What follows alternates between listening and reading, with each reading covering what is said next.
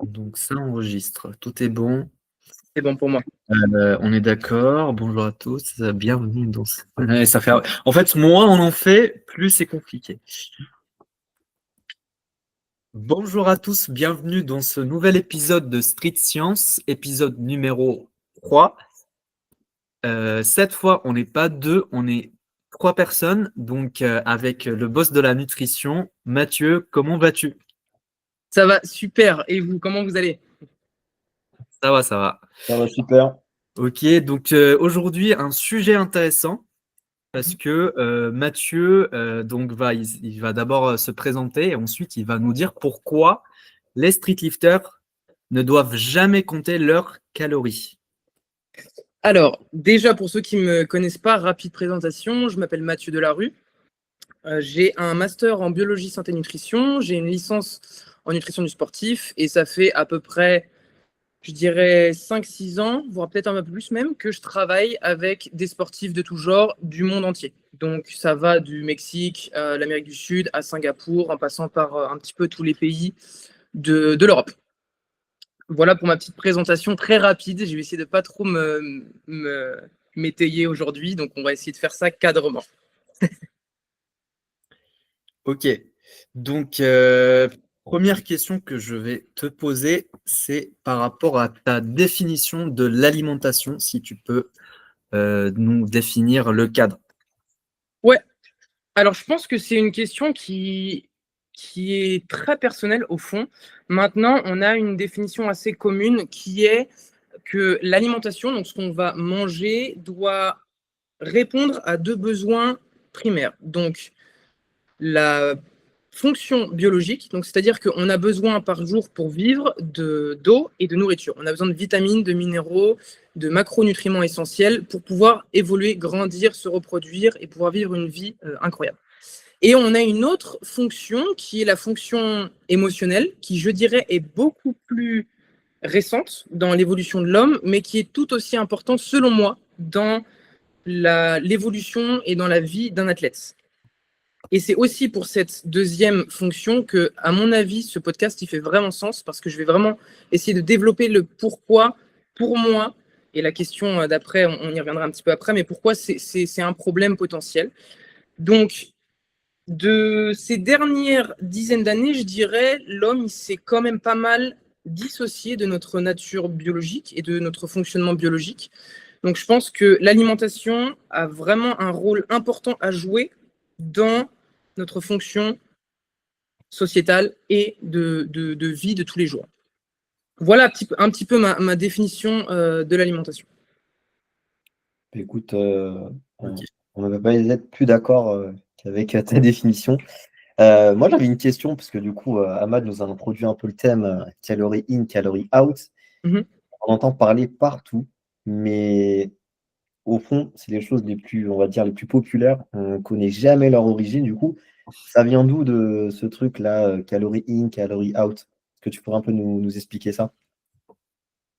Alors, quand vous m'avez lancé ce sujet en idée, moi j'ai adoré parce que c'est vraiment quelque chose qui me tient à cœur. Je n'ai jamais compté une seule calorie avec aucun de mes athlètes, aucun de mes patients, aucun de mes élèves, rien. Je n'ai jamais compté une seule calorie de toute mon existence de professionnel. Donc, ça se trouve, je suis un très mauvais professionnel. Je pense que l'expérience fait que, et les résultats que j'ai eus avec certains athlètes ont montré que, au contraire, on peut en sortir vainqueur et on peut vraiment avoir un intérêt à ne pas compter les calories. Si je prends par exemple le premier exemple qui me vient en tête, c'est Ludivine, championne du monde. On n'a pas compté une seule calorie avec elle en 7 mois de préparation. Et elle a été au poids 2 fois durant 2 compétitions. Ça a été pour moi d'ailleurs un grand signal dans le monde du sport, parce que c'est vraiment l'une des premières qui arrive dans des catégories de poids, ou en tout cas à ce niveau-là, sans rien compter. Et c'est un vrai signal, parce que pour moi, trop se concentrer sur les calories in, calories out, ça peut vraiment sortir de cette fonction émotionnelle et en fait dissocier un petit peu nos émotions et nos sensations avec notre alimentation. Si, je vais faire un rapide rappel de cette théorie, parce que c'est une théorie pour l'instant. Donc en fait, est-ce que, Ahmad, tu veux développer un petit peu ce principe-là, sachant que tu es un petit peu du domaine, ou tu veux que je m'en charge? Je peux définir la calorie pour ceux qui connaissent pas peut-être l'origine de cette unité de mesure. Et peut-être tu pourras aussi compléter et parler justement de ce que c'est dans la nutrition. Donc déjà, la calorie, c'est une unité de mesure, une grandeur physique. Par définition, si on va prendre vraiment la définition exacte, c'est la quantité d'énergie dont on va avoir besoin pour augmenter la température de l'eau de 1 degré. C'est-à-dire, pour passer de 100 degrés à 101, bah, on va avoir besoin d'une calorie. Pour passer de 80 à 81, eh ben, on va avoir d'une calorie. Donc, c'est ça la définition de la calorie. Donc, peut-être tu peux compléter aussi par rapport aux échanges thermodynamiques. Ouais, j'aurais pas pu faire une meilleure définition que ça, franchement.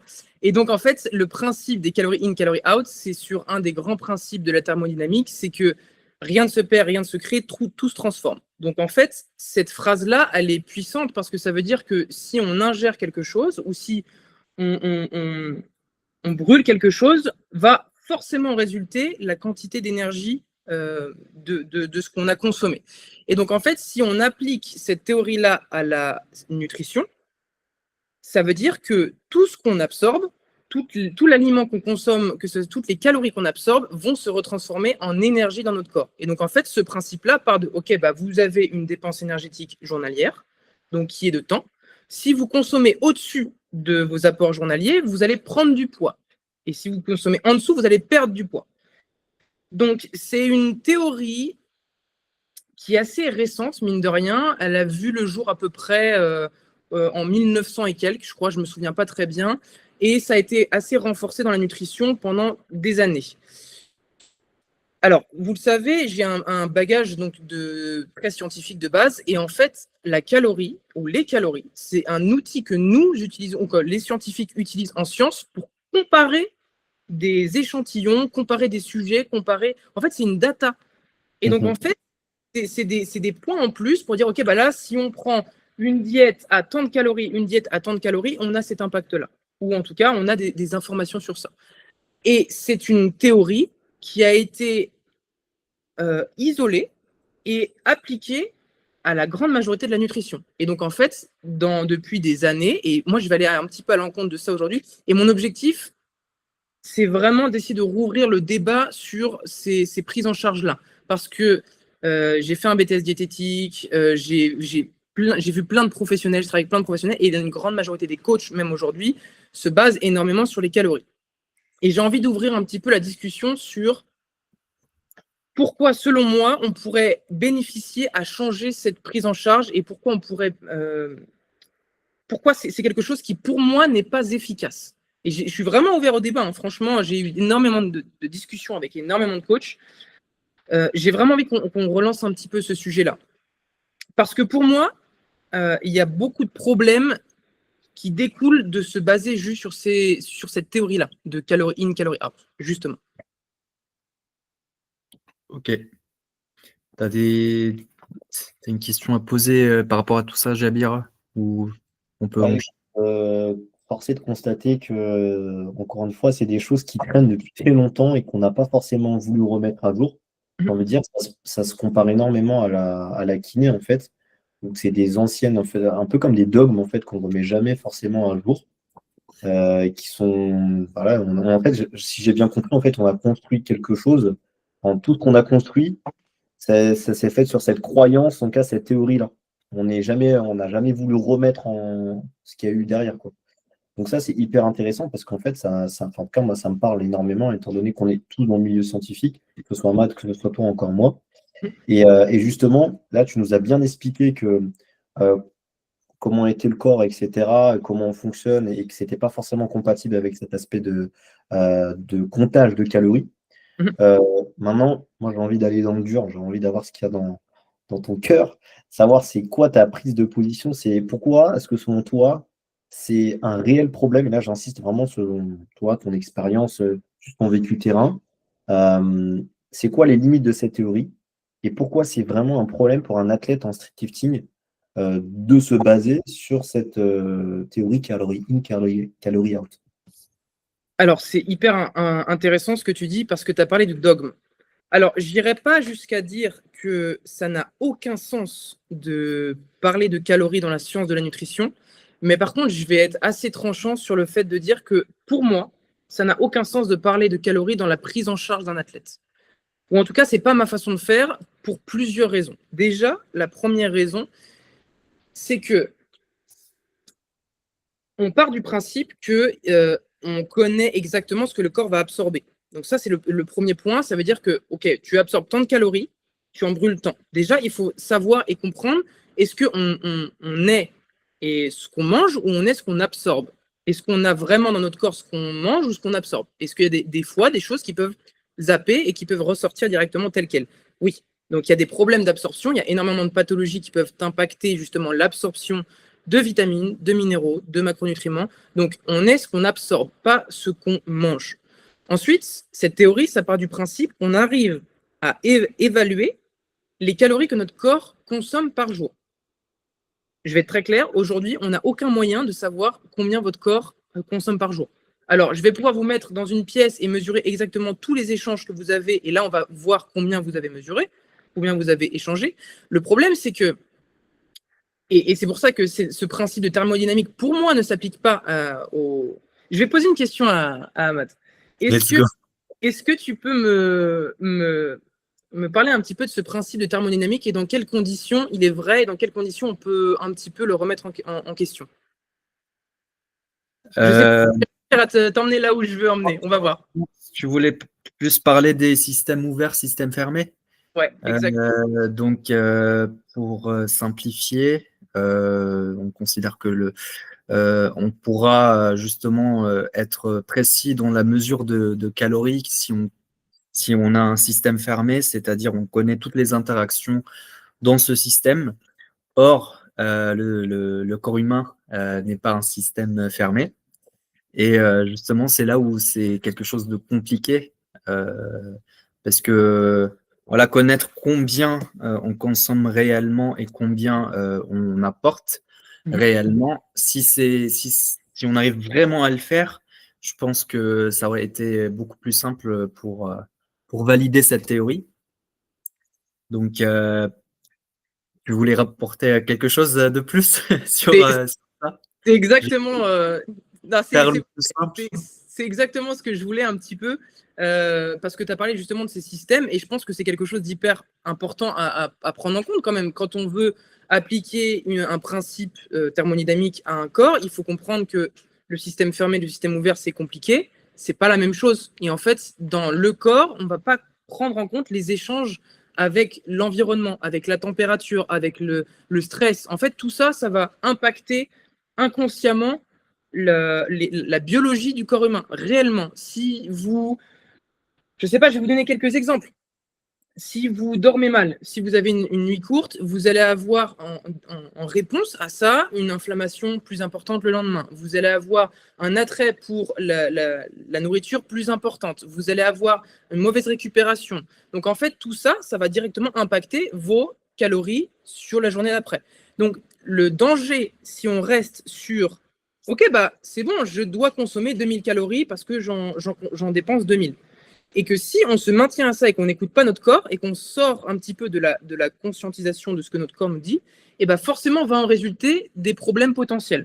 Alors, je vous épargne toutes les restrictions et les problèmes sociaux dus aux calories in, calories out, donc dus à cette théorie. Donc, en découle un comptage de calories, parce que du coup, pour perdre du poids, pour être au poids, il faut baisser les calories. Donc, il faut compter. Alors, ça peut très bien passer par juste on diminue la nourriture. Et c'est un principe, on pourra en rediscuter si vous voulez, mais c'est un principe qui est techniquement vrai dans certaines conditions. Si vous mangez moins, vous allez potentiellement perdre du poids. C'est pas qu'on remet le principe de manger moins, vous allez perdre du poids. C'est on base nos prises en charge sur les calories in, calories out. Parce que si on a un contrôle et qu'on compte nos calories, et que ça veut dire qu'il faut que je rentre toute la semaine à 2000 calories parce que sinon, je ne vais pas perdre de poids, et qu'on a des échanges corporels ou des échanges avec l'environnement qui vont impacter ça, bah, on va pouvoir créer de la frustration. qui est très très important pour moi, surtout chez les personnes avec des catégories de poids, donc les sportifs avec les catégories de poids, parce que si vous créez beaucoup de frustration avant votre passage, et déjà il faut établir les calories in et que vous les avez bien établies, parce que le nombre de sportifs, j'ai une crossfiteuse qui est venue me voir, je vais m'épargner, mais je pense que c'est important de vous montrer avec des petits exemples. Oui. J'ai une crossfiteuse qui est venue me voir, elle s'envoyait des cartouches 5 à 6 fois dans la semaine et elle me dit bah voilà, je consomme 1800 calories par jour, je comprends pas, je perds pas de poids. Et en fait, je dis mais qui c'est qui t'a compté, qui c'est qui t'a fait ça? Bah, c'est un coach qui m'a mis. Alors je veux pas cracher sur le dos du coach, etc. parce que c'est ce qu'on nous apprend à l'école.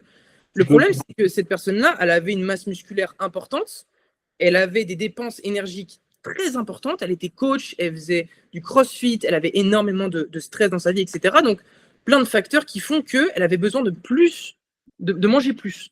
Et en fait, bah, le problème qui découle directement de ça, c'est qu'elle comptait ses calories. Elle était frustrée, elle avait faim, elle perdait pas de poids parce qu'elle était fatiguée toute la journée, donc elle était en crash perpétuel.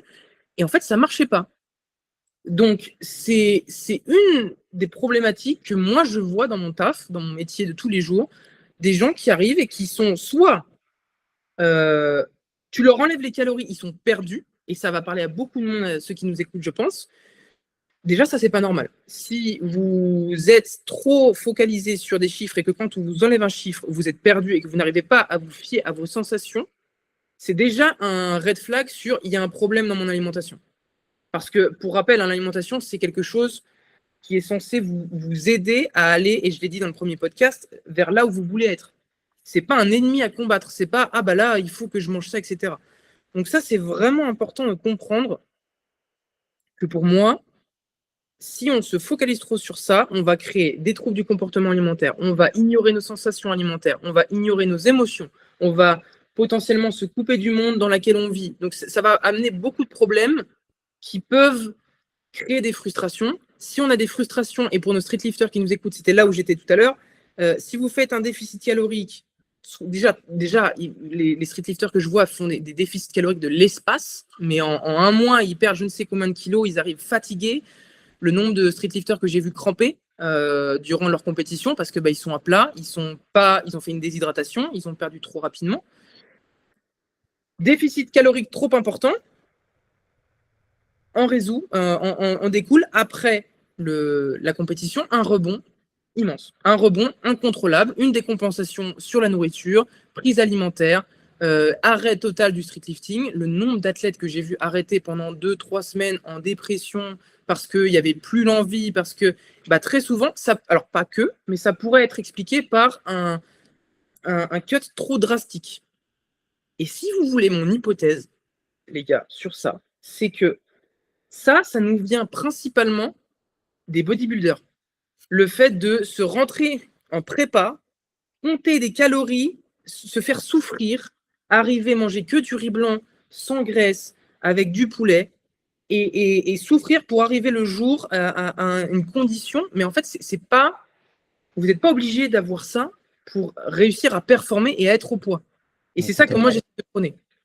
Et c'est hyper intéressant ce que tu dis parce que, tu vois, là, après tout ce que tu viens de nous dire, ce qu'il en résulte, en fait, c'est qu'il faut tenir compte du contexte. C'est hyper contexte dépendant. Et surtout, je pense que le message derrière, c'est aussi de se dire, en fait, on ne se rend pas compte, parce que là, effectivement, on parle depuis tout à l'heure un peu du modèle thermodynamique et du fait que le corps ne réagit pas bien en fonction des échanges, mais on oublie qu'en fait, on interagit aussi émotionnellement et psychologiquement. Enfin, il y a tout cet aspect-là. Donc, en plus, on a parlé dans le dernier épisode de la sphère biopsychosociale, à quel point ça pouvait avoir aussi un impact négatif sur le reste. C'est-à-dire que, admettons peut-être que le cut drastique que vous faites, qui en plus semble être la norme, quand même, j'ai l'impression que c'est commun. En tout cas, peut-être qu'Appar va pouvoir compléter là-dessus. Peut-être que tu as des exemples peut-être à nous dire, mais c'est commun, j'ai l'impression de dire, OK, là, j'ai cut 4-5 kilos en une semaine. Alors qu'en vrai, justement, déjà, c'est dangereux, j'imagine. Peut-être que Mathieu, tu pourras pousser là-dessus au niveau du corps, mais surtout sur l'aspect psychologique. Après, derrière, ça peut créer de la frustration, comme tu dis, mais ça peut aussi augmenter les risques de blessures. Tu vois? Donc, c'est ça aussi un peu, je trouve, le danger. Et c'est hyper intéressant que tu parles du contexte, parce qu'en fait, on y revient souvent. Ça intervient dans pas mal de choses. Ça intervient dans la relation entre le coach et l'athlète. S'il n'y a pas une bonne relation, s'il n'y a pas quelqu'un qui écoute et qui comprend, ça ne marche pas. Si dans la nutrition, tu n'as pas forcément aussi la bonne relation avec ça, et si ça te prend trop la tête, entre guillemets, et que tu crées de la frustration derrière, tu ne vas pas te bien entendre derrière et tu vas avoir des giga rebonds de fou où tu ne vas pas comprendre comment ton corps il fonctionne. Et en plus de ça, tu peux augmenter ton risque de blessure. Et en plus, on a déjà parlé, donc on ne va pas revenir là-dessus, mais voilà, il y a les phénomènes de somatisation, de sensibilisation, c'est un truc de fou, tu vois. Ouais, hyper intéressant ce que tu nous as dit là. Merci pour la valeur sur ça. Est-ce que, Amat, tu avais une question peut-être ou un point à développer sur.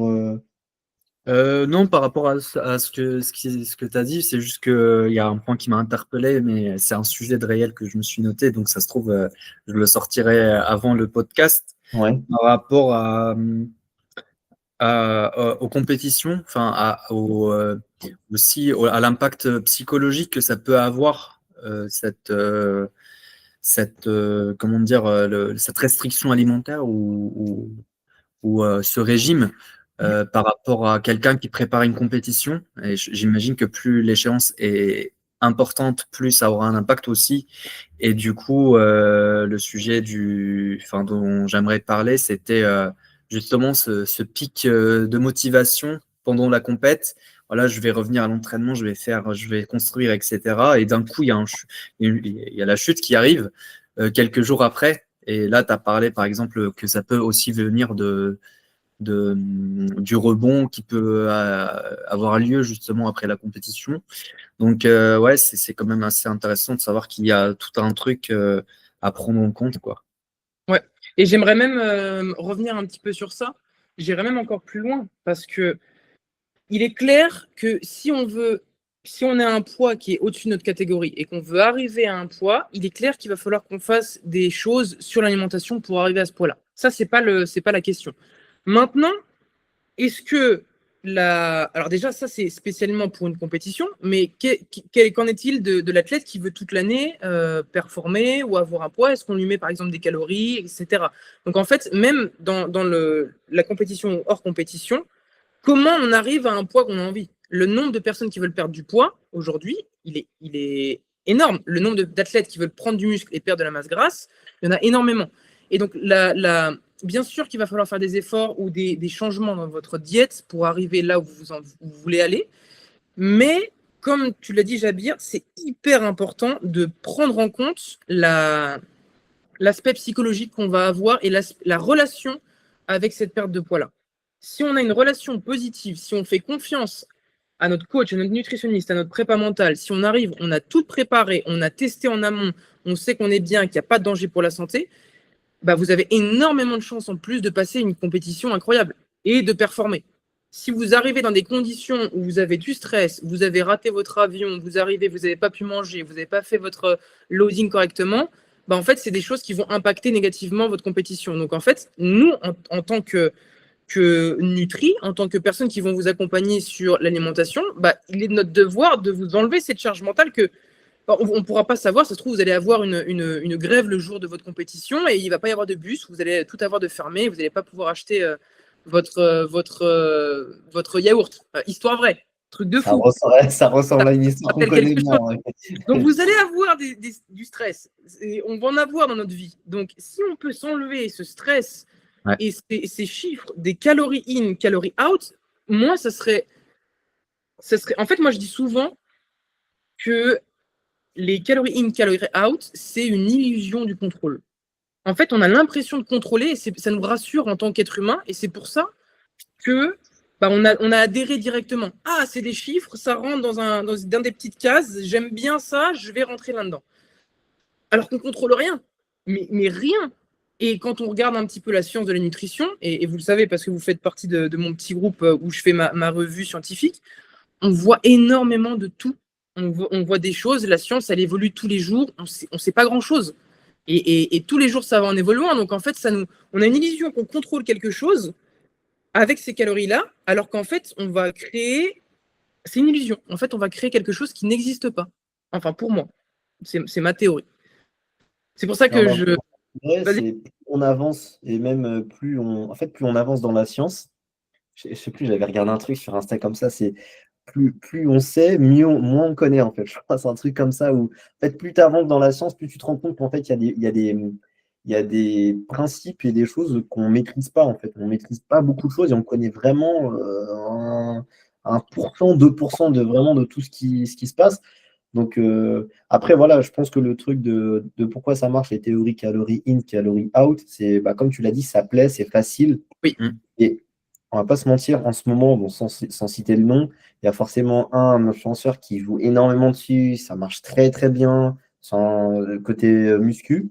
Donc tu vois, là aussi, quand c'est popularisé par ce milieu-là, qui en plus avec t'as la muscu qui explose, Ouais. je pense que ce truc de calories in, calories out, ça va durer un bon moment pour ton plus grand plaisir, Mathieu. Mais il y a beaucoup de problèmes et je vais pas rentrer trop dans les détails, mais même Oui.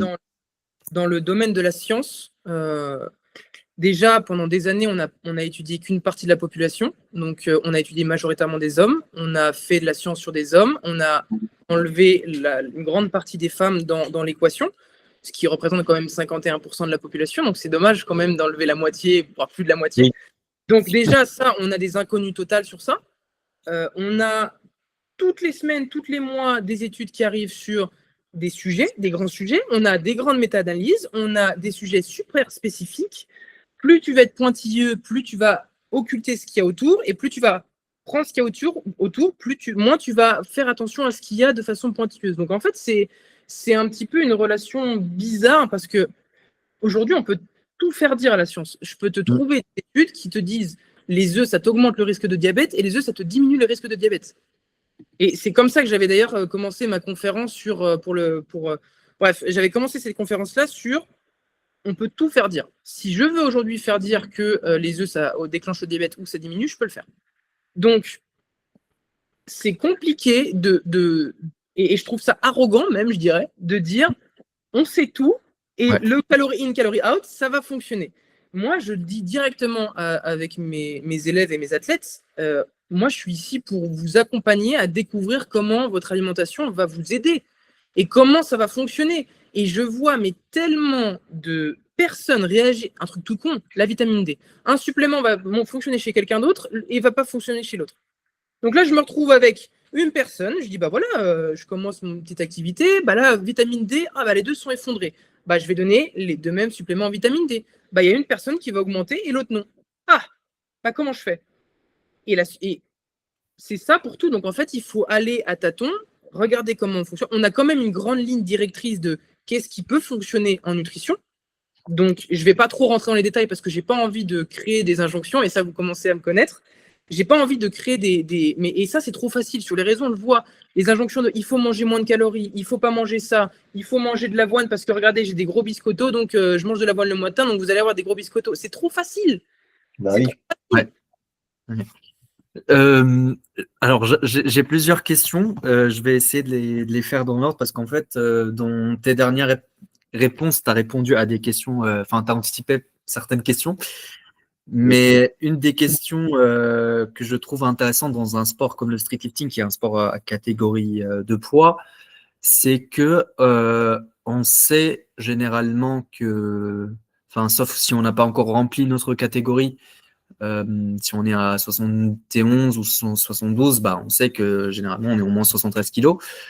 Mais pour quelqu'un qui est sur un poids de forme supérieur, et c'est souvent le cas, supérieur à sa catégorie de poids, quelle est la stratégie à faire? Parce que on voit un peu tout et n'importe quoi, des gros cuts, ou même des gens qui considèrent que même si leur poids de forme est justement, qu'est-ce que c'est le poids de forme pour toi, Mathieu? Donc si le poids de forme il est à 75, mais que finalement je fais mes compètes au moins 73, bah, j'ai tout intérêt de rester au moins 73 tout au long de l'année, quitte à être plus fatigué. Je vais gagner un peu sur le tirage et je peux un peu me débrouiller sur le pousser parce que je suis quand même fort. Donc, comment tu vois les choses? Qu'est-ce que c'est, encore une fois, le poids de forme et la stratégie? Je vais être un terrible hôte pour votre podcast parce que ma réponse, c'est encore une fois, ça va dépendre énormément du contexte. Je vais essayer de venir rapidement vous présenter ma définition du poids de forme qui peut paraître un petit peu différente d'autres disciplines. Pour moi, un poids de forme, et mon objectif, ce sera toujours la santé de l'athlète en priorité. Parce que pour moi, et je sais qu'il y en a beaucoup qui ne pensent pas pareil, mais pour moi, si un athlète de haut niveau veut performer, il doit d'abord être en bonne santé. Et donc, ça sera toujours, et même d'un point de vue éthique, mon objectif, ça sera de dire à la personne, OK, ma priorité, ton objectif, c'est la santé. Donc, pour moi, le poids de forme, ça doit respecter plusieurs critères. Donc, déjà, être en bonne santé, ne pas être fatigué toute la journée, avoir des bons taux hormonaux, ne pas être fatigué, de pouvoir faire sa vie de manière globale et ne pas avoir un problème tout au long de l'année à maintenir ce poids. Et ne pas faire des rebonds au long de l'année pour dire ah bah là j'ai une compétition, il faut que je descende, il faut que je remonte, il faut que je descende. Ça déjà, ça va être ma première indicateur dans ok bah là j'ai un athlète qui vient et j'ai plein d'histoires comme ça qui viennent et qui me disent bah voilà j'ai envie d'être en moins de 52. La personne a fait 60 kilos. Je lui dis ça va être compliqué sachant que tu es massive, tu as beaucoup de masse musculaire, ça va être difficile de venir descendre à ce point-là. Encore plus chez les femmes, donc il faut vraiment faire attention. Alors, chez les femmes, c'est un peu particulier. Comment je fonctionne? Encore une fois, c'est mon expérience, c'est ma façon de faire. Peut-être qu'il y a des gens qui sont différents. En général, j'essaie de me baser sur la masse grasse de la personne, et ça, c'est difficile à avoir. Donc, si vous avez une pince, et je m'adresse surtout aux coachs, si vous voulez faire des analyses sur vos athlètes féminines, demandez-leur de prendre leur masse grasse et de savoir, parce que en dessous d'un certain taux de masse grasse, c'est pas bon pour l'athlète. Donc ça, il faut vraiment faire attention. Les premiers signes, pour mesdames, si vous m'écoutez, les signes qui sont problématiques, c'est une absence de période.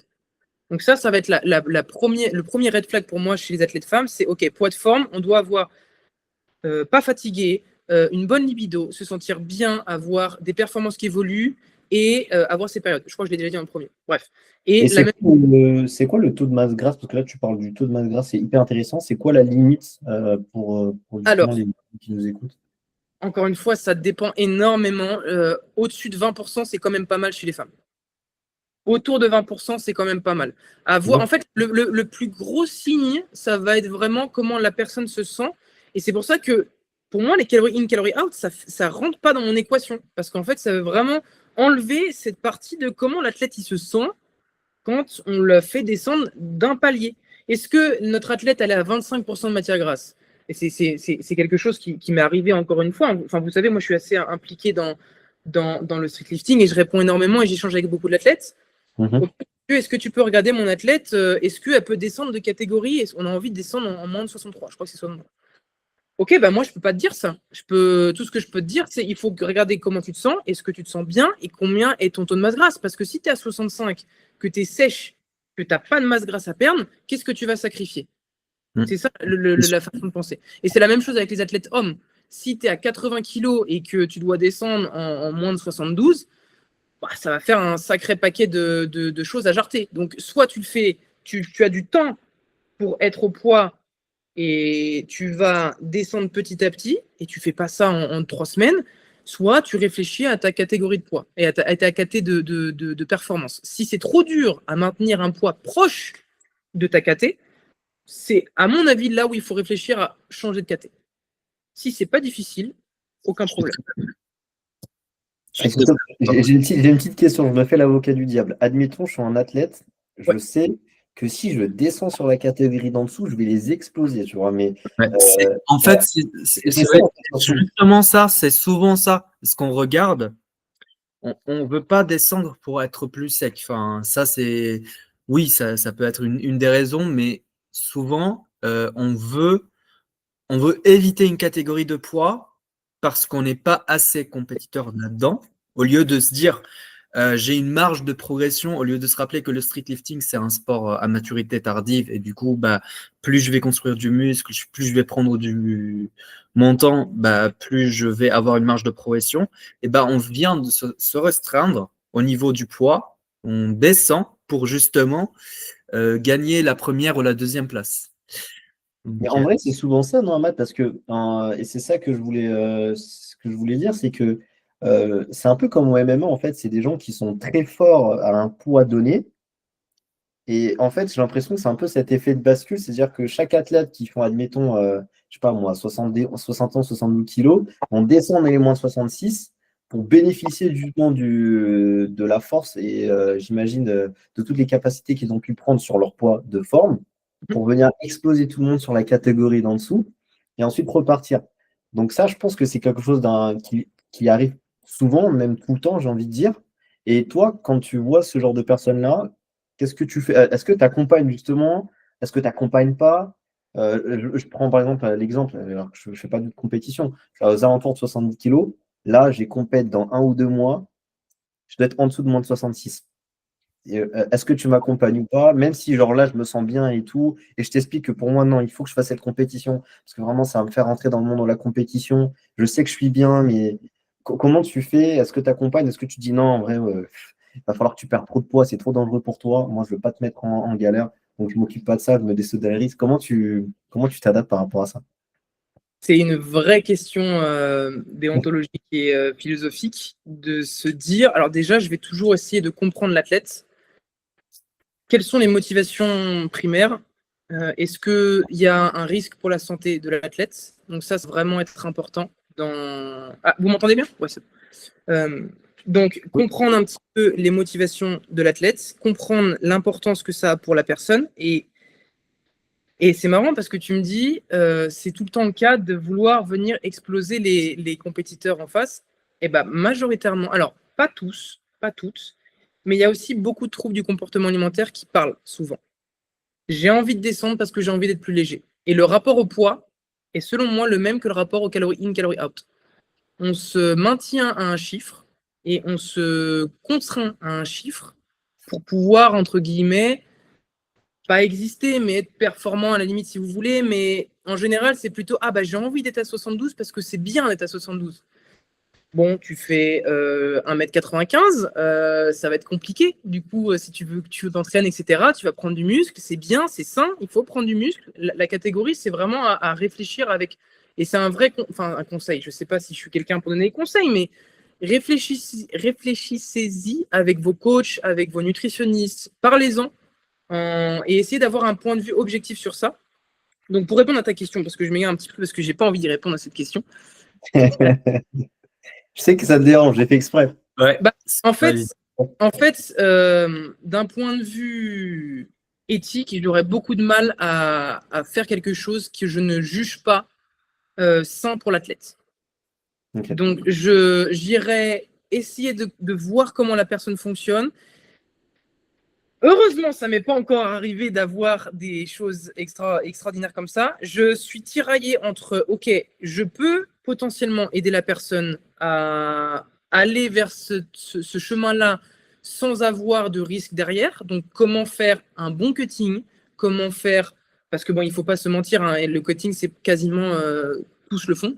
Comment faire un bon cutting? Comment faire une bonne réhydratation? Regardez un petit peu dans vos compétitions, le nombre de personnes qui ont des crampes. C'est signe en général d'un problème de réhydratation. Donc, comment bien faire ça? Et en même temps, je sais que la personne, elle va douiller. Donc, franchement, c'est très vicieux comme question. Ça dépend vraiment de l'athlète que j'ai. J'ai des athlètes que j'ai déjà refusés, que j'ai arrêté de travailler avec parce qu'il y avait trop de problèmes psy autour. Et en fait, c'est dangereux pour l'athlète. Et donc, des fois, il faut sacrifier sa compétition. Il faut essayer de remettre un petit peu dans le contexte. OK, qu'est-ce que ça va t'apporter, cette compétition? Parce qu'aujourd'hui, pour vivre du street lifting, c'est chaud. Donc, est-ce que vous voulez vraiment, et moi, c'est ce que j'essaie de faire avec les athlètes, c'est de leur faire comprendre, est-ce que tu veux vraiment sacrifier des points de vie? Est-ce que tu veux vraiment mettre ta santé probablement en jeu, ou en tout cas passer un très mauvais moment pour arriver au poids à une compétition, ou est-ce qu'on ne peut pas essayer de garder des yeux sur le long terme, essayer de se dire, OK, bah, comment je peux essayer d'étirer ma carrière, où est-ce que je veux aller? En général, j'essaie de faire relativiser beaucoup sur ça et de se dire, OK, parce que moi, comme j'ai dit au début, hein, mon objectif, c'est la santé, et c'est pour ça que les calories in, calories out, ça ne respecte pas ce principe-là. Et donc, c'est pour ça que je ne le mets pas en place. Et la même chose que maintenir un poids idéal, le poids, ça ne veut rien dire. Donc, J'essaierai de travailler avec l'athlète autrement, je dirais. Ok. Bon, bah, en tout cas, merci d'avoir répondu à cette question parce que je sais qu'elle était compliquée, vicieuse. Est-ce que tu voulais réagir à ça, peut-être, Ahmad, avant que je parte sur la prochaine question? Non, mais j'allais juste rajouter un truc, c'est que en fait, je pense que le sujet, enfin, l'aspect santé, il est vraiment important. Surtout que là, on a oublié de le préciser, mais c'est surtout les jeunes en fait qui sont concernés. Et j'ai l'impression, enfin, plus ça va, plus les gens ont envie d'aller trop vite dans des extrêmes. Enfin, je prends un autre exemple. Par exemple, les gens qui veulent s'équiper au bout de quelques mois. On voit maintenant les coups d'hier. Alors, je peux ne pas avoir le même avis de tous les coachs là-dessus, mais des gens avec des coups d'hier au bout de 3, 4 mois de pratique parce qu'ils doivent faire des compètes, etc. Enfin, je pense que tout est lié. Là, on parle de nutrition, on peut parler des blessures, on peut parler de la progression, on peut parler de beaucoup de choses. Et je pense que tout est lié. Et malheureusement, je pense que les jeunes, enfin certains jeunes ont du mal encore à voir l'impact négatif de tout ça. Après, en vrai, c'est compliqué parce que la pratique en elle-même aussi, elle est un peu chiffrée. Tu vois, Oui, c'est- je voulais le dire ça aussi. C'est vrai que et le truc, c'est que déjà dans un milieu chiffré, et je pense qu'aussi ça joue énormément. Du coup, maintenant, va faire comprendre aux autres. Et je pense que ça, c'est notre rôle en vrai. Ouais. Vraiment. Moi ici, Inori qui n'est pas là et qui fait partie du staff aussi, qui est préparatrice mentale, donc coucou à elle, on doit justement faire comprendre à ces personnes-là. Et c'est pour ça que c'est hyper intéressant ce dont on parle là, parce que c'est exactement la même chose que les calories in et out. On a toujours été Exactement. habitué dans la télévision, quand on regarde un paquet de céréales, à voir le nombre de calories, tu vois. Et en fait, et du coup, pour revenir au street lifting, c'est pareil, c'est le PR, le poids, etc., le poids de forme, le poids que je vais soulever, combien tu vas mettre sur ta première, deuxième, troisième barre, que je pense qu'on s'est enfermé dans un système où en fait. tout est quantitatif et chiffré, et c'est normal, c'est le cœur de la pratique. Et c'est vrai que là, nous, notre rôle à jouer, franchement, ça serait de faire changer les consciences par rapport à une base qui est déjà présente. Mais Et hyper intéressant. j'irais même en fait, les jeunes sont souvent très, très fougueux. Ils ont envie de. C'est des petits chiens fous. Et en fait, j'irais même à dire que avant de trouver son poids de forme, il faut déjà avoir une certaine maturité dans le sport, avoir fait énormément de cycles, énormément déjà avoir une bonne base de connaissances et d'expérience dans le sport pour savoir quelle catégorie on va viser.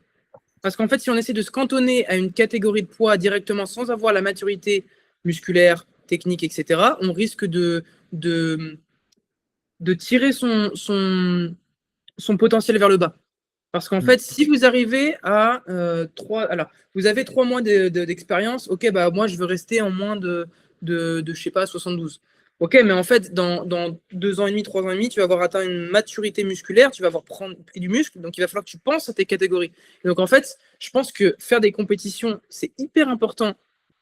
Alors ça dépend des personnes, mais le plus tôt possible, vu avec vos coachs, etc., pour maintenir la motivation et l'adhérence au sport, parce que c'est stylé en fait, c'est carrément trop cool de voir les athlètes, les événements, je pense à tous les événements qui sont en train d'arriver dans le street lifting, là, toutes les assos qui sont en train de faire des trucs incroyables, mais je trouve ça génial, allez-y, faites des compètes, mais ne vous cantonnez pas à juste un poids, un chiffre. Essayez de voir comment vous évoluez et je pense que ça va maintenir l'adhérence au long terme. Parce qu'on n'a pas parlé aussi, mais et ça rebondit, en fait, tout est lié. Les calories in, calories out, le problème, c'est le maintien à long terme. Et les calories vont évoluer, notre métabolisme va évoluer, notre masse musculaire va évoluer. Si vous faites 70 à sec à 12% ou 70 à 20%, votre corps, il va pas être le même. Donc, en fait, il va falloir repenser ça. Il va falloir prendre les bons calculs pour aussi établir les calories. Donc, en fait, il y a tout à prendre en compte. Donc, c'est pour ça que moi, je suis pas trop fan de s'ancrer à des catégories de poids, à des catégories de calories, des choses comme ça me parle pas. Ok, ok. Ben, on va peut-être passer à la prochaine question. Oui, j'avais juste une question. Je voulais juste avoir l'avis de. Je ne sais pas si tu avais un avis sur. Est-ce que. Enfin, c'est un peu général comme question, mais quel est selon toi un poids que tu pourrais recommander par rapport à un athlète, par rapport à sa taille, par exemple? Est-ce que parce que je vois de plus en plus d'athlètes qui sont PDC négatifs tout le temps, mais genre beaucoup. Et est-ce que justement, si je te prends un athlète qui fait 1 mètre, je sais pas, 1,85 m, est-ce que tu pourras peut-être donner un chiffre? Les gens aiment les chiffres. Donc, un poids, alors évidemment, ça va dépendre de la maturité musculaire, ça va dépendre de masse graisseuse, etc. Donc, Il va te dire ça qui est dépend. la personne. On Bah peut ouais, prendre en fait- un athlète, on prend un athlète qui fait du street lifting, donc on prend pas quelqu'un qui est en obésité morbide qui fait 1,85 m. On prend un athlète qui fait du street lifting, qui a une certaine masse musculaire, qui a encore de la marge pour prendre du muscle. Est-ce qu'on peut répondre à ce type de questions? Alors, normalement, vous devez savoir ce que je vais dire. Oui. Ça va énormément dépendre de l'athlète en lui-même, en vrai de vrai. Parce que il y a des personnes qui sont naturellement assez secs toute l'année et qui n'ont pas de problème à maintenir un poids assez sec. Donc en fait, c'est ce qui va vraiment être, je dirais, le facteur qui va bouger ou pas la quantité de nourriture que tu vas lui donner, entre guillemets, ou qui peut consommer. Ça va vraiment être comment évoluent ses performances, comment évolue son physique, comment ça évolue dans sa vie. S'il sent bien et que ses perfs évoluent, bah, on continue comme ça. En fait, pourquoi on a envie de changer quelque chose qui fonctionne? Si l'athlète se sent bien, ça ne sert à rien qu'on fasse une prise de masse grasse avec des tonnes et des tonnes de calories, des tonnes et des tonnes de produits sucrés, si déjà avant, bah, la courbe, elle était positive.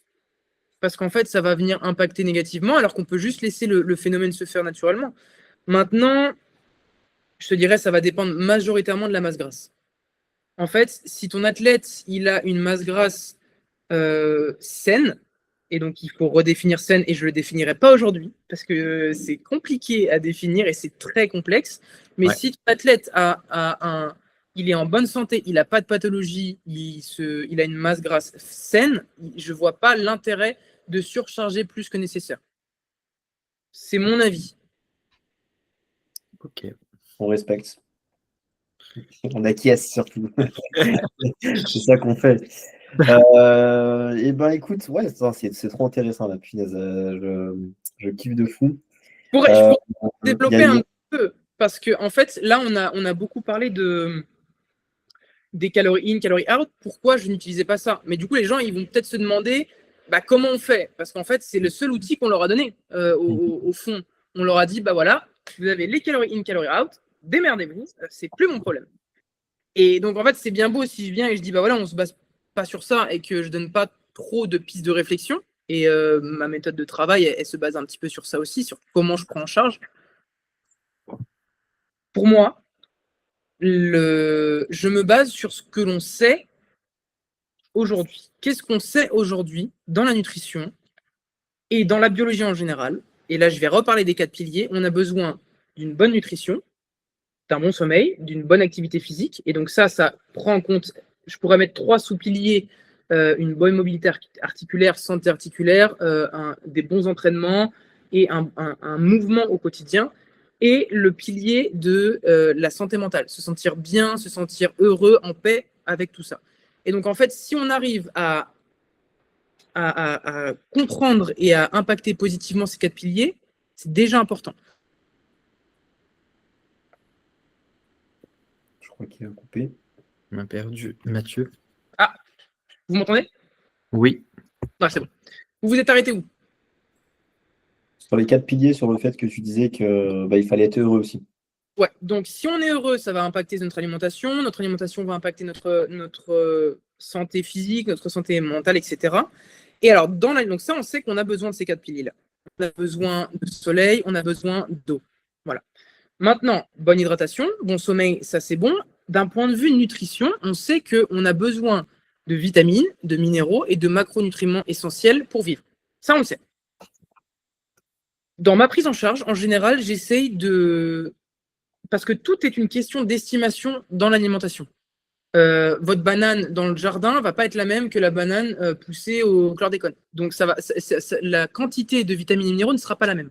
Donc ce qu'on peut faire, c'est estimer les vitamines et minéraux, se baser sur ça parce que c'est des choses essentielles qu'on a besoin. Essayer de les pousser au max, pas en surphysiologique, attention, parce que les compléments alimentaires, ça, c'est autre chose, mais essayer de booster au maximum ces vitamines et minéraux dans la portion haute, les macronutriments essentiels, et c'est déjà une très bonne base de... Si normalement vous avez ça, vous avez 70% du taf qui est fait, voire même 80. Allez, je suis gentil, je vous donne 80. Parce que c'est vraiment le plus important, c'est vraiment comprendre que sans magnésium, sans sel, sodium, sans potassium, sans zinc, sans cuivre, sans enzyme Q, sans créatine, notre corps, il ne va pas pouvoir se développer correctement. Donc, si on veut atteindre notre poids de forme de façon optimum et être bien, il nous faut ces vitamines et minéraux-là. Et ensuite, en découle des macronutriments, lipides donc essentiels, lipides, protéines principalement, et ensuite, potentiellement, les calories si vous avez envie. Et c'est là où vous pouvez organiser votre alimentation et c'est là où, en fait, c'est intéressant de travailler autour de ça. C'est ma façon de voir les choses. Ok. Ok. Ouais, très, très intéressant, hein. Surtout l'image de la pyramide à la fin. Ouais. En fait, on s'est focalisé sur le sommet de la pyramide au lieu de prendre la base, quoi. Ouais, c'est exactement ça. Parce qu'en fait, je ne vais pas dire que en fait, les calories, c'est OK, bah, le nombre de nourriture que tu manges dans ta journée. En fait, c'est l'énergie potentielle que ton corps va déclencher. Donc, bien sûr que ça a un sens de compter nos quantités en calories, parce que c'est l'énergie, mais c'est juste une data, c'est juste une énergie. En fait, c'est quelque chose, c'est un chiffre. Donc, à la fin, si vous avez ça tout au long de l'année et que vous dites, bah voilà, bah là, je pense que tous les jours, j'ai mangé 4000 calories, bon, bah voilà, je vais un petit peu impacter sur ça. OK, mais en fait, c'est pour moi la dernière étape. Et encore, hein, je vais le répéter, mais très souvent, je n'ai jamais compté une seule calorie avec aucun de mes athlètes. Ils ont tous eu des résultats qu'ils voulaient et qu'ils souhaitaient. Parce qu'en fait, en comprenant qu'on a besoin de vitamines, de minéraux et en jouant sur les quantités ou sur les apports et la qualité alimentaire, on va impacter sur énormément d'autres facteurs. La fatigue, par exemple, ça peut peut-être vous parler. Si on change un aliment et on change l'organisation, on va impacter la fatigue, on va être mieux à l'entraînement, plus de performance, meilleure récupération musculaire, plus de construction de masse musculaire, plus de performance, etc., etc. Donc pour moi, c'est plus intéressant de se focaliser sur ça. Ok, ok, très intéressant. Et on va amener sur la petite question pilier de ce podcast. Moi, j'avais envie de dire, en vérité, qu'est-ce qu'on doit attendre de la science vis-à-vis de la nutrition? Parce que, tu vois, là, tu nous dis, OK, la science nous dit que il y a certaines choses qui marchent ou pas dans la nutrition, mais c'est très complexe, en vérité. Et on se base, finalement, tu sais, les exemples que tu me donnes là, ça se base aussi beaucoup sur il faut que la personne soit heureuse, il faut que la personne soit bien dans son corps, etc. et tout. Ça, c'est des choses qui sont très peu, très difficilement quantifiables dans la science. Donc, qu'est-ce qu'on doit faire avec la science? On se jette à la poubelle tout ce qu'on lit, ou est-ce qu'on prie du BP tous les jours, du matin au soir? Franchement, je crois que c'est la question. Si on arrive à répondre à cette question un jour, on a répondu à une grande partie du problème. Qu'est-ce qu'on peut attendre de la science aujourd'hui? Bah, qu'elle continue à... Déjà, pour moi, la science devrait être libre. Et en fait, on ne devrait pas avoir de dogme scientifique. Et c'est très important. Et c'est ce que j'attends de la science. C'est pas ce qui se passe, ou en tout cas, il y a des choses qui sont un peu compliquées. Pour moi, la science, c'est réservé à une certaine partie de personnes, donc qui sont les scientifiques, qui vont aller creuser, qui vont aller chercher, qui vont être curieux. Si on commence à mettre des dogmes sur la science, ça devient problématique. Donc, ce que j'attends de la science aujourd'hui, c'est qu'elle soit plus libre. En tout cas, c'est ce que j'aimerais, qu'elle soit libre en fait de faire ce qu'elle fait de mieux, c'est-à-dire chercher, creuser. Maintenant, comment l'adapter à la personne au street lifter, c'est très complexe, c'est très compliqué et je pense que si on arrive à lier ressources scientifiques et expérience de terrain, c'est là où on va avoir, pour moi, le bon cocktail. La bonne chose, c'est que la science est là pour nous donner des pistes de réflexion.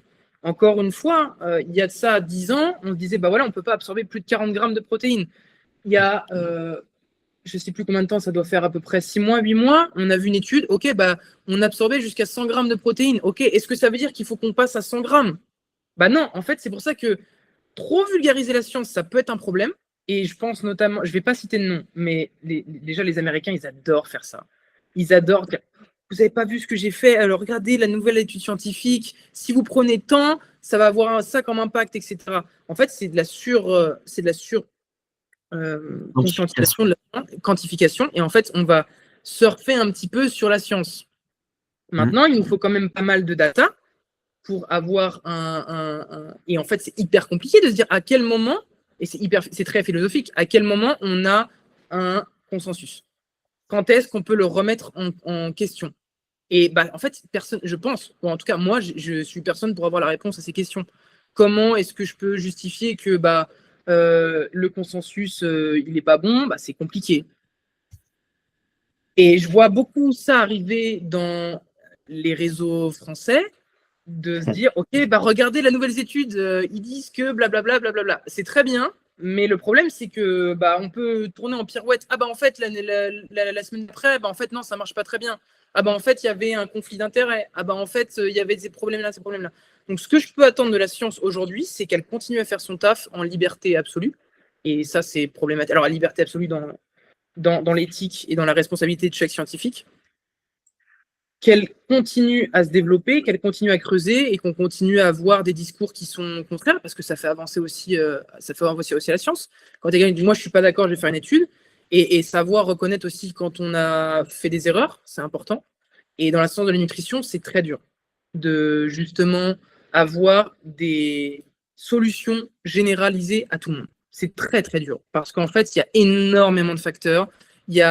C'est très dur de mettre en place des effets placebo. Forcément, tu dis bon, bah, voilà, je vais manger quelque chose, je sais ce que je mange. Donc il y a de compositions difficiles dans la science de la nutrition. Et pour autant, on sait des choses. Pour autant, il y a des sujets, ça fait des années qu'on voit des choses intéressantes sur certains sujets, donc je ne vais pas trop rentrer dans les détails, mais ça avance. Et j'ai vraiment à cœur que ça garde un petit peu cette liberté, qu'on continue à être curieux, à remettre en question, et on verra où est-ce que ça nous mène dans la nutrition. Est-ce que tu voulais réagir à ça, Ahmad? Moi, je suis plutôt d'accord avec Mathieu. Donc, voilà, Ouais. c'est compliqué. Qu'est-ce que je peux dire autrement? Moi, ce que je voulais ajouter, en tout cas, par rapport à ça, et pour conclure, c'est que, en fait, au final, la science, elle doit continuer à se développer. C'est plutôt nous, en fait, qui devons aussi changer l'interprétation qu'on a par rapport à ça. Si tu veux, si vous voulez plutôt aujourd'hui, ce qu'on fait, c'est qu'on va soit trop être EBP, entre guillemets, parce que d'ailleurs, même EBP, c'est confronté aussi aux réalités du terrain et Oui. aux croyances et aux attentes du client, patient, ce que vous voulez. D'accord? Et je pense que justement, il faut se servir de ce que la science est en train de faire, c'est-à-dire montrer que tout est possible, qu'il y a des choses quand même basiques qui marchent et qui sont essentielles à l'homme, mais qu'on réagit tout différemment. Et en fait, ce qui rejoint la nutrition là et la kiné, même si on n'y pense pas forcément, et même le coaching d'ailleurs, c'est tout, c'est que fait, il faut accepter qu'on ne connaît pas tout et qu'il y aura une phase de test. Et que du coup, nous, on va devoir tester, on va surtout se servir de la science pour savoir qu'est-ce qui fonctionne le mieux chez la plupart des personnes, d'abord, mais en tenant compte que peut-être avec son contexte, etc., ça a des risques ou pas de marcher. Et après, on va aller chercher le reste. Et je pense que c'est ça qui est intéressant avec déjà ce podcast Street Science. Désolé, je fais la pub, mais c'est normal. Voilà, c'est de se dire, OK, il faut qu'on s'informe des données de la science, qu'on prenne le spectre au large. D'accord? Les études les plus pourries, comme ça, on sait que c'est pourri et qu'on ne s'y attarde pas, mais qu'il y a des points d'amélioration au point de vue les plus généralistes, les consensus, etc. Et je pense que cette réflexion-là, elle est maxi importante. Moi, je le vois dans la kiné. C'est qu'en fait, aujourd'hui, il n'y a pas un moment où je ne passe pas par une phase de test. Sauf que les gens, ils n'aiment pas ça. Ils n'aiment pas les phases de test. Non, non, non, non. En fait, c'est les dogmes. il y a un doute, en fait. Alors que il se trouve qu'être professionnel, c'est aussi avoir connaissance de ses limites et accepter ses limites et avoir un esprit critique, en fait. Donc, en fait, moi, je pense que c'est très dangereux de croire qu'on sait tout de suite et que on peut. Évidemment, il y aura des cas où on peut mettre assez vite des choses en place, des solutions où on peut, voilà, on sait que les choses. Mais en fait, voilà, faut garder toujours en tête que même dans des cas où ça peut nous sembler simple à résoudre, que ce soit dans la nutrition, le coaching, etc., bah, il peut y avoir des choses qui peuvent nous dépasser. Moi, personnellement, je ne sais pas vous, mais moi, j'ai beaucoup d'exemples qui me viennent à l'esprit où j'aurais jamais imaginé que l'athlète, après 1 an de coaching, on sera là dans cette phase parce qu'il a tellement évolué et il y a eu tellement de choses qui ont, voilà, qui ont fait changer le plan, quoi. Ouais, c'est Mais clair. Non, mais moi, il y a tellement de choses à prendre en compte. je suis hyper d'accord avec tout ça. Et je pense que même si Nori, elle serait là, et c'est pas la première fois que j'ai ces discours-là avec des professionnels et qu'on en discute, c'est clair que c'est pour ça que moi, ça me chagrine un petit peu quand je vois, bah voilà, c'est le seul fonctionnement, le calorie in, calorie out, mais ça marche pas avec le contexte, en fait. Et accepter que, moi, c'est ce que je dis directement aux gens qui viennent me voir. Ok, bah, on va voir. Moi, j'ai une expérience qui est ce qu'elle est. Je vais essayer de voir quelle direction est la plus adaptée au profil de la personne. Et on va essayer d'aller chercher, voir comment ça fonctionne dans cette direction-là. Mais prétendre qu'on sait tout, bah, moi, je sais rien. Tout ce que je sais, c'est que je sais rien. Et ça fait vraiment banal dit comme ça. Ouais.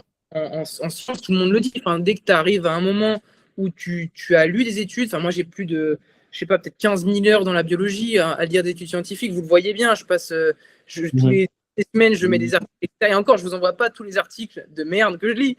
Mais et à chaque fois, je me dis, bah, c'est fou, en fait. On découvre des choses. On est là, on dit, ah, mais en fait, ça avait un impact sur ça. On a des topics, des sujets qui arrivent. Je vous donne un truc tout con, hein, la microbiote. Personne ne sait ce que c'est. Alors, on sait ce que c'est. On sait qu'il y a les fonctionnements, etc. Mais on ne sait pas l'impact et la proportion que ça peut avoir. On sait que c'est important. On sait qu'il faut travailler dessus. Mais comment, quand, où, pourquoi? Et donc, il y a les spécialistes qui vont aller chercher dedans et qui vont aller creuser pour chaque bactérie. Il y en a plus de des dizaines de milliers, donc ils vont aller chercher l'étude, et après, si on la sort de son contexte, ça va être problématique. Donc, c'est très compliqué, et on sait pas grand-chose. Et pour moi, et je ne sais pas comment vous fonctionnez vous, mais je pense que c'est à peu près la même, après avoir échangé avec vous, je pense qu'on a à peu près le même fonctionnement, c'est que bah, si les sensations de la personne sont positives, c'est un très gros green flag sur OK, c'est pas mal. Si la personne, on lui change quelque chose, elle augmente ses perfs, elle a plus de douleur à son tirage et elle est plus fatiguée sur sa journée, ok, bah c'est pas mal. C'est à contre-courant de ce que nous dit la science, ok, peut-être.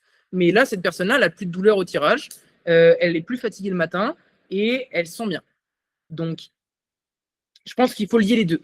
C'est la conclusion, c'est lier la science et l'expérience des professionnels. Et je vais mettre un dernier petit point avant de. Je pense qu'aujourd'hui, il y a énormément de bons professionnels. Et je pense que même si des fois on a des discours un peu différents, je pense que si vous faites face à un professionnel qui est curieux, qui se remet en question et qui adapte les suivis à vous, peu importe qu'il ait une façon de faire différente d'un autre professionnel, je pense que si cette personne-là, ce professionnel-là euh, va prendre votre intérêt en premier lieu, bah, c'est un très bon départ pour moi. Et je le dis parce que on a beaucoup de naturopathes, on a beaucoup de diététiciens, de biologistes nutritionnistes, etc. Et en fait, bah, y a des choses qui marchent pour certaines personnes, d'autres non. Mais en fait, si vous faites face à quelqu'un qui est ouvert d'esprit, curieux, qui se remet en question et qui travaille avec vous sincèrement pour fonctionner, pour voir comment ça fonctionne, c'est déjà un bon green flag. Bah, les gars, on va conclure ce podcast. Déjà, je voulais vous remercier pour ce podcast, chacun d'entre vous. Surtout, merci à toi, Mathieu. Merci beaucoup, Je Mathieu. pense très honnêtement, et là je le dis peut-être avec du dom, que dans le street lifting français, je ne sais pas si ce sujet-là a été aussi poussé. En tout cas, là, on a eu des réflexions très intéressantes. Et moi, je suis très content de faire partie justement de cette mouvance de réflexion qu'on a un peu tous et de faire changer les choses. Et surtout dans un sport qui est encore jeune. parce que je pense que plus tôt on s'y prend, mieux ça va être. Ouais. Donc vraiment, merci à chacun d'entre vous. Ça ne sera pas le seul épisode avec Mathieu, puisque vous avez pu comprendre qu'il y a énormément de choses dont on parle. Et on aura à cœur de développer ça, évidemment, dans d'autres épisodes. Et ça, c'est surtout vous qui allez le mettre en place. On attend de vos commentaires, on attend que vous réagissiez. Donc n'hésitez pas, là, si vous nous regardez sur YouTube ou si vous nous écoutez sur Spotify, Deezer, Apple Podcast, n'hésitez pas à lâcher votre like, à mettre des commentaires, des suggestions derrière, si ça vous a plu, si le format vous a intéressé, est-ce qu'il y a des choses particulières sur lesquelles vous voulez pousser, parce que on est des professionnels, effectivement, mais c'est vous qui représentez la profession puisque vous la pratiquez, vous, athlète, coach. Donc n'hésitez pas à faire le feedback là-dessus. On va conclure. Merci à tous. Merci d'avoir participé à ce podcast-là. N'oubliez pas que du coup, vous êtes sur le podcast Lift Talk et qu'on est sur l'émission donc Street Science, Lift Trainer, du coup, qui est une entreprise spécialisée dans le coaching. Et on vient justement de réorganiser toute notre équipe. On a une équipe pluridisciplinaire. Maintenant, donc on a 3 coachs, Ahmad, Maxime et Marco, je peux le dire maintenant, c'est officiel. Et on travaille évidemment donc avec Inori, préparatrice mentale, Mathieu, notre nutritionniste, et donc moi-même qui fait partie de l'équipe. On a pu et on va continuer à accompagner des athlètes ensemble et à travailler sur tous les points clés de l'athlète. Donc merci à vous les 3. Est-ce que quelqu'un a un petit mot pour la fin? C'était super. Ça marche. Donc voilà, n'hésitez pas à vous abonner, lâchez votre like, commentez, et nous, on se dit à bientôt. Tchuss. Ciao. Salut. Ciao. Ok. On va couper.